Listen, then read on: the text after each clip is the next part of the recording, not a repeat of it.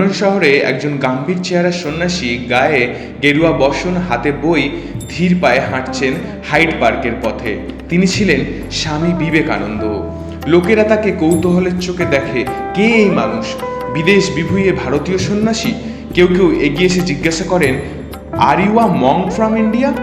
তিনি মৃদু হেসে বলেন, yes, I am a sannyasi, I have come with a message from the east. এরকমভাবেই দিন যায়, রাত পোহায়। একদিন লন্ডনের এক বক্তৃতা হলে তিনি বলেন, the soul is not bound by race of religion, it is free like the sky above London of the Ganga of India.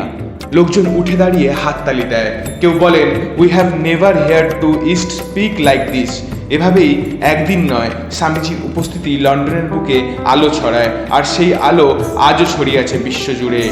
আপনিও যদি স্বামী বিবেকানন্দের ভক্ত হয়ে থাকেন, তাহলে অবশ্যই চ্যানেলটিকে সাবস্ক্রাইব করে লাইক, শেয়ার, কমেন্ট করে দেবেন। জয় স্বামীজি।